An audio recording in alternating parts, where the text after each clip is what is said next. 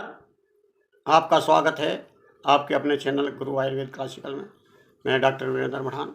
आज का सब्जेक्ट है आम के फल, आम के पत्ते, आम की छाल, आम के फूल, इनके बारे में डिटेल बताना।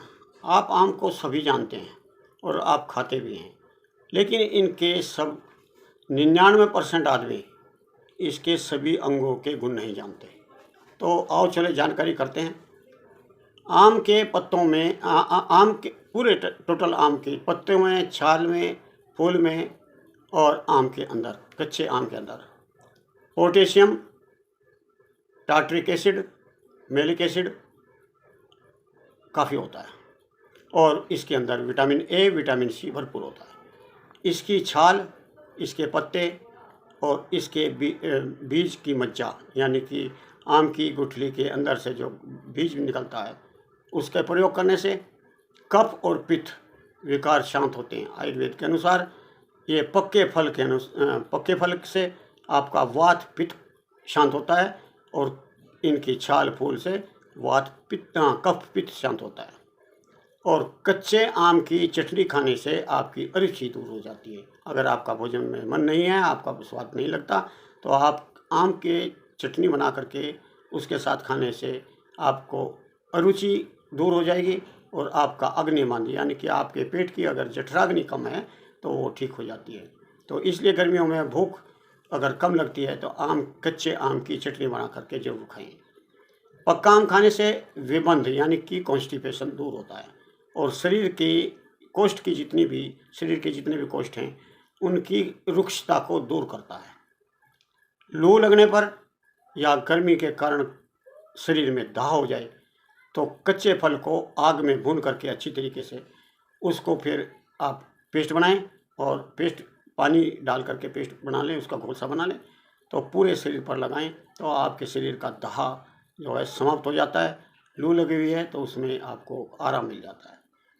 आम के पत्तों का रस निकाल करके पीने से आपकी उल्टियाँ बंद हो जाती हैं। कई बार ऐसा होता है कि हम गर्मी में घूम रहे हैं, उल्टियाँ शुरू हो जाती हैं, तो आम के पत्तों का रस निकालें और उनको आप 3-4 चम्मच दें, बार बार दें, तो इससे उल्टियाँ बंद हो जाएंगी। फूल, आम के फूल और छाल और इसके बीज की गुठली, यानी गुठली के अंदर का निकला हुआ सफ़ेद भाग, इनका चूर्ण बना करके आप रख लें। ये कभी भी आपको डायरिया हो, यानी कि बार बार लेटरिन जाना के रोग हो, या डायसेंट्री हो, पानी की तरह आपको लेटरिन लगी हुई हो, तो ये चमत्कारिक रूप से आपके डायरिया को और डायसेंट्री को ठीक कर देता है। अंग्रेजी दवा से काफ़ी तेज असर करता है। हृदय रोग में, खून की कमी में पका हुआ आम आप खाना चाहिए। आप उसका मैंगो शेक बना करके भी ले सकते हैं, आप उसका रस बना करके ले सकते हैं, या वैसे ही आप आम को खा सकते हैं, स्वादिष्ट काफ़ी लगता है। और रक्तपित्त में आम की छाल, पुष्प, गुठली ये बहुत फायदा करती है। इनका चूर्ण आप सेवन करें। और शुक्र दौर्बल्य से, शुक्र की कमजोरी से आप पका हुआ आम खाएं और दूध पिएं। आम की गुठली भून करके आप चूर्ण बना करके जरूर रखें, क्योंकि ये मूत्र रोगों में, जैसे प्रमेह, शुगर में और प्यू में, यानी कि जिसके पेशाब में पस आती हो, तो वे अगर इसके चूर्ण को खाते हैं, इनकी गुठलियों को, तो उनको बहुत आराम मिल जाता है। अगर आपको लगातार पेशाब की कोई प्रॉब्लम है, जलन होती है, आपका पेशाब में प्रॉब्लम होती है, रुकावट के साथ होती है, और कई बार क्या होता है कि आप बार बार पेशाब करने जाते हैं, बहुमूत्र की तरह हो जाता है, तो आम के पत्तों का चूर्ण आपको काफ़ी लाभ मिलेगा। दौर्बल्यता, यानी कि कमजोरी, शरीर की कमजोरी होने पर आप, या आदमी सूखा हुआ हो, पतला आदमी हो, क्रश, जिसे लोग बाग सुकड़ू कहते हैं, ऐसे विकारों के व्यक्ति को आम खाना चाहिए, पक्का आम खाना चाहिए।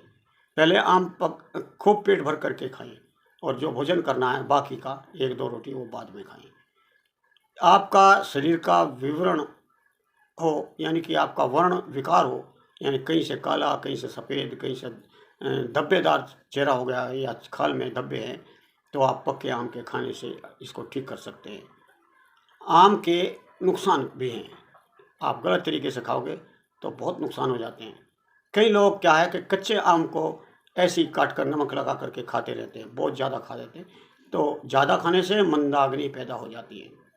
उनको ज़्यादा खाने से विषम ज्वर जैसे मलेरिया होता है या लोट लोट करके बुखार आता है, उनको ये बुखार हो सकता है। और जो अधिक कच्चे आम का सेवन करते हैं उनको कब्ज हो सकती है और आँखें उनकी खराब हो सकती है, उनकी आँखें आ सकती हैं, लाल हो सकती हैं, खुजली हो सकती है, आँखों के रोग हो सकते हैं। अगर ऐसा हो जाए, आपने आम ज़्यादा खाया और आपको नुकसान पहुंच रहा है, तो उसके लिए आप 2 चुटकी सौंठ आधा गिलास पानी में घोल करके उसको पी लें। एक बार नहीं तो 2 बार 3 बार पीने से आपका ये जो नुकसान होना है, इसके अधिक आम खाए हुए के साइड इफ़ेक्ट्स हैं वो ठीक हो जाएंगे। या फिर आप जीरा और काला नमक, ध्यान रखें जीरा आप भुना हुआ ही रखें, जीरा और काला नमक आप मिला करके पानी में उसको पी लें।